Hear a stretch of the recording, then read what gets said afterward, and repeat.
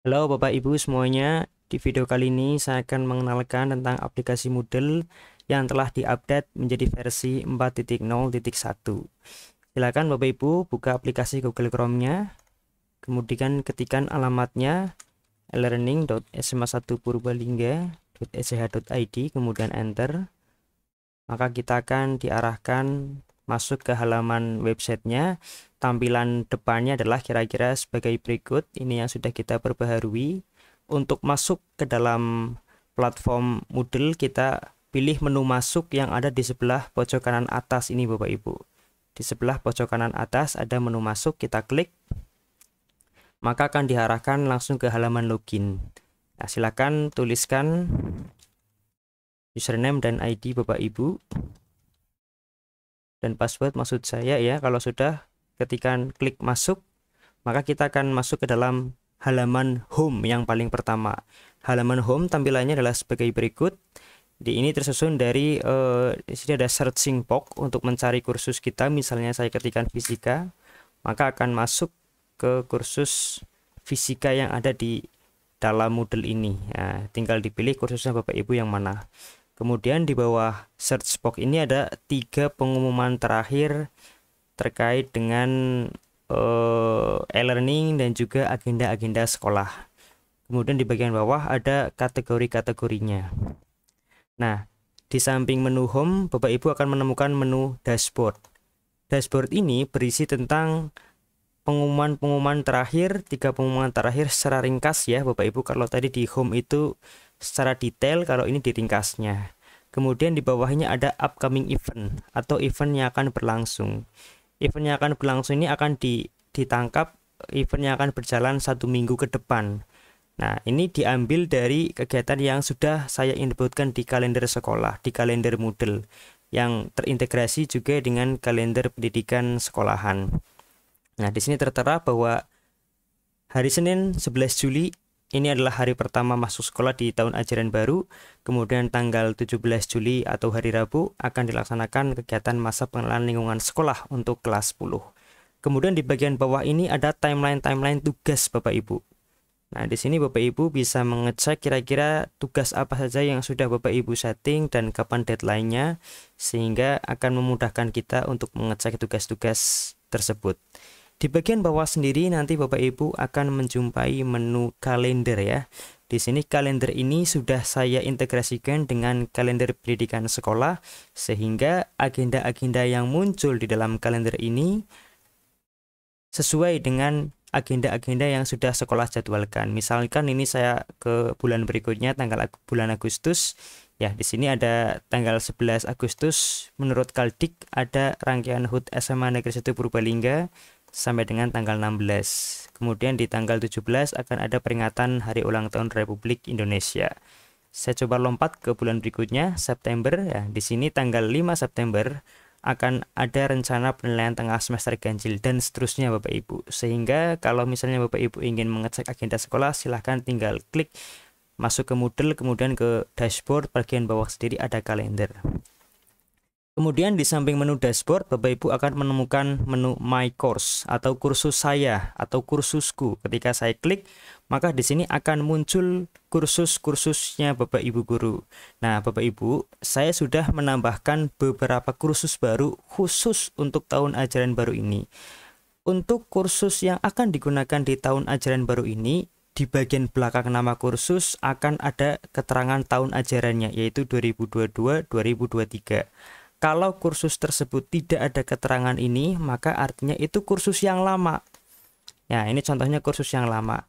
Kursus yang lama ini tidak saya hapus Bapak Ibu, karena di dalam kursus ini masih ada siswanya, kayak cek ya. Ya, ini siswanya masih ada. Terus kemudian tugas-tugas siswanya juga masih ada, sehingga kalau misalnya Bapak Ibu pengen ngecek kembali tugasnya juga tidak masalah, masih ada tersedia di sini. Nah, kemudian kalau Bapak Ibu menonton video ini sebelum tanggal 11 Juli 2022, maka Bapak Ibu akan menemukan kursus-kursus yang lama. Tetapi kalau Bapak Ibu mengaksesnya setelah tanggal 11 Juli, maka Bapak Ibu hanya akan menemukan kursus-kursus yang memang diselenggarakan di tahun ajaran baru ini. Apakah berarti kursus yang lama hilang? Tidak Bapak Ibu, karena ini saya setting ya. Jadi yang saya munculkan di tampilan kursus ini adalah kursus yang sedang berjalan, progres ya. Ini contohnya. Kursus ini masih berjalan sampai dengan tanggal 10 Juli. Misalkan ini saya undurkan jadi 1 Juli.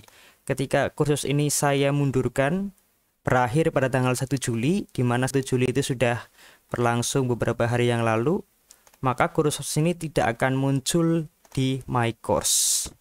Ya, kursus ini juga tidak muncul di My Course. Terus bagaimana caranya supaya kita pengen mengakses kursus yang lama? Ya, di bagian bawah course overview, di sini ada menu in progress, kita tinggal klik.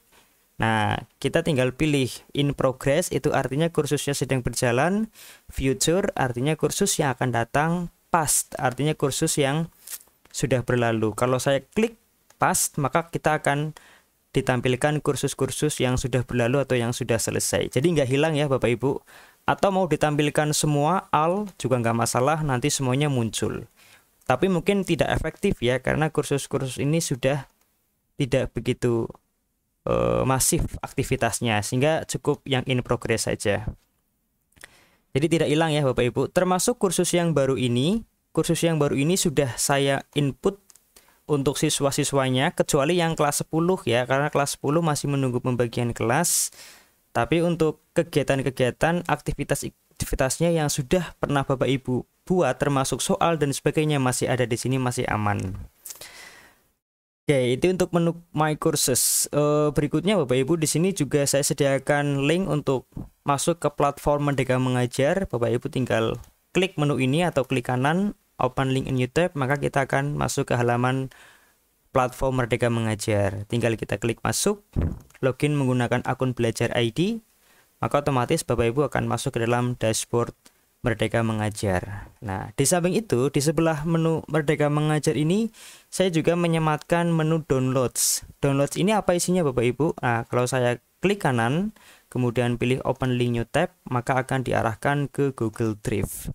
Nah, di halaman downloads ini nanti akan saya isi dengan surat-surat publikasi yang sekolah keluarkan yang kaitannya dengan pengumuman, informasi yang ditujukan kepada Bapak Ibu guru maupun kepada para siswa ya.